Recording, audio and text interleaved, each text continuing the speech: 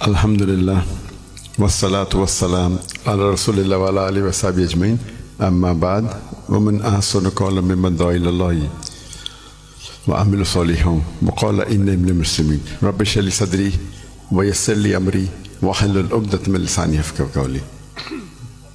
میرے محترم مولانا طاری جمیل صاحب، میرے محترم مشائخ، میرے بزرگوں اور میرے بھائیوں، السلام علیکم ورحمۃ اللہ وبرکاتہ۔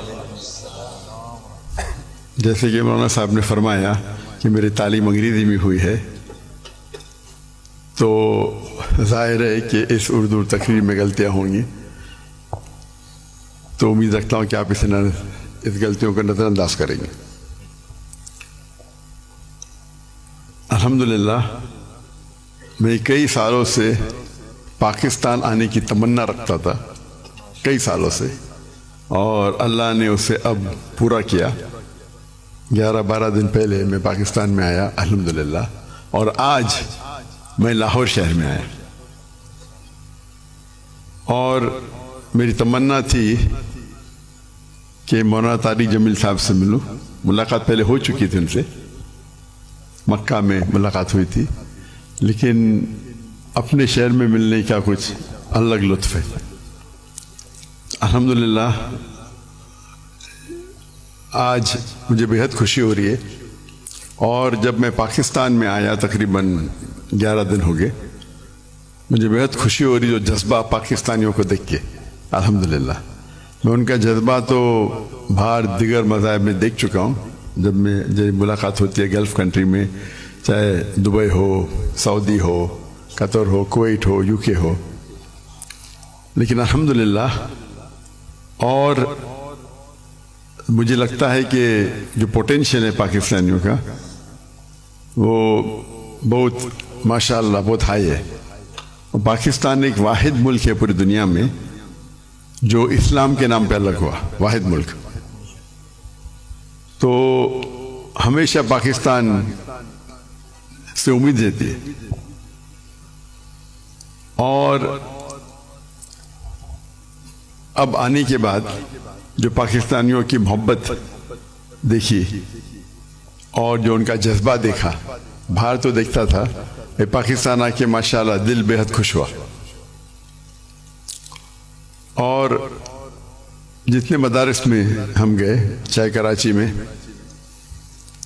چاہے لاہور میں، الحمدللہ اکثر دیکھتے ہیں ہم کہ سوشل میڈیا میں آپس میں تناؤ رہتا ہے، لیکن میں جب یہاں آیا تو جو محبت دیکھی میں نے، کافی خوش ہو گیا الحمدللہ۔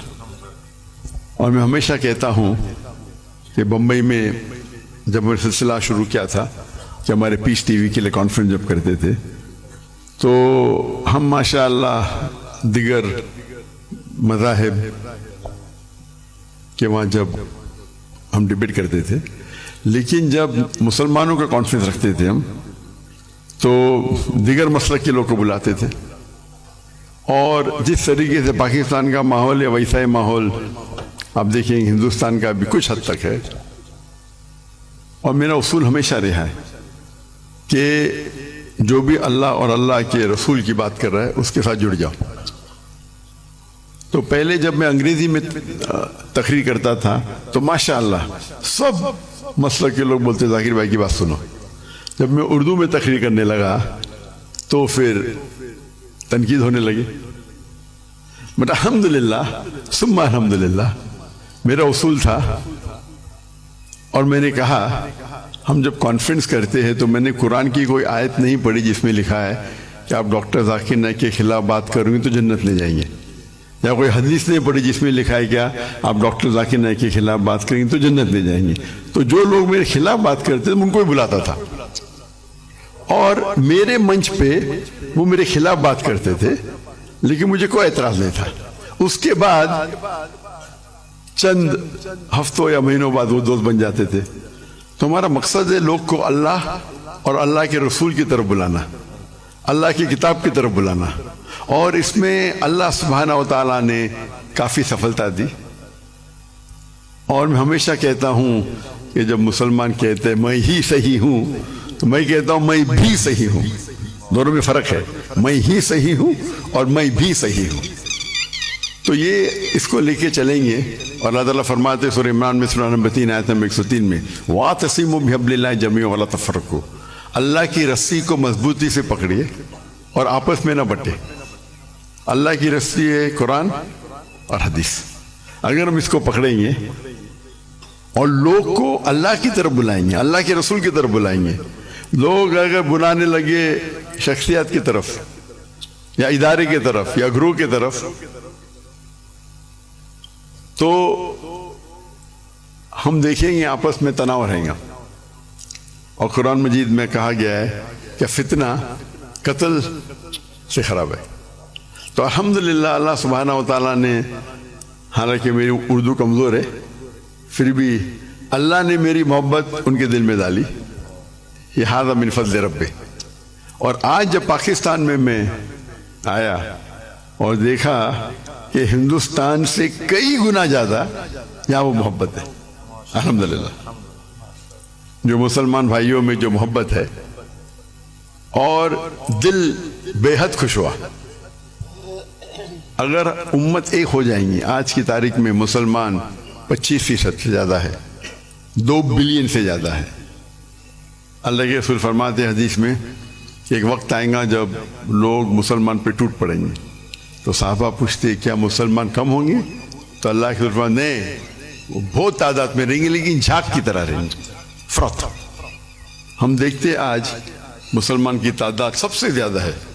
پہلے کبھی 25% تھی نہیں, 2 بلین کبھی تھی نہیں, پھر بھی دیکھتے ہم مسلمان کے لوگ خلاف ہے.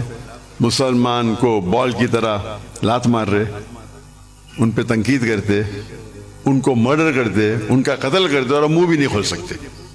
آج کی حالات دیکھیے آپ, 57 مسلمان ممالک ہے اور وہ غزہ پہ حملہ کر رہے اور ہم کچھ نہیں کر سکتے.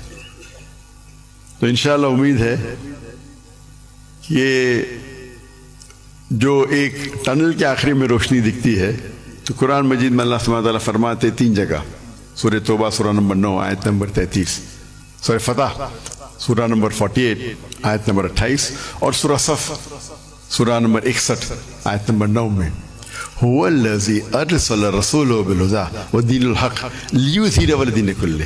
اللہ نے اپنے آخری پیغمبر محمد صلی اللہ علیہ وسلم کو بھیجا دین الحق کے ساتھ, تاکہ وہ سارے دینوں پہ غالب ہوں گا, چاہے وہ ہندوازم ہو, چاہے کرسچینزم ہو, جوڈائزم ہو, سکھزم ہو, بدھزم ہو, ایتھیزم ہو, سیکولرزم ہو, دین کلے سارے مذاہب پہ غالب ہوں گا. اور اللہ تعالیٰ فرماتے 2 جگہ پہ وَلَوْ كَرِهَ الْمُشْرِكُونَ, چاہے کتنا بھی مشرک نہ چاہے. اور ایک جگہ فرماتے وَكَفَى بِاللَّهِ شَهِيدًا, کہ اللہ شہادت کے لیے کافی ہے. تو مجھے لگتا ہے کہ یہ جو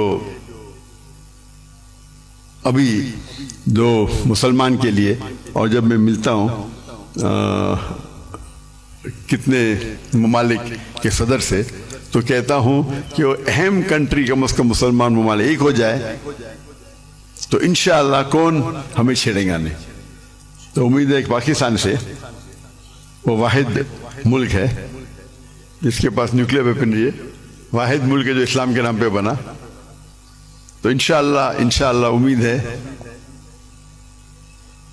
جس طریقے سے ڈاکٹر عیسیٰ احمد صاحب کہتے ہیں کہ پاکستان انشاءاللہ پاکستان سے لوگ کو توقع ہے کہ وہ اس اعمال کو پورا کریں گے اور دنیا کے مسلمانوں کو انشاءاللہ لیڈ کریں گے. اس سے ختم کرتا ہوں. وآخر الدعوانا الحمد للہ رب العالمین.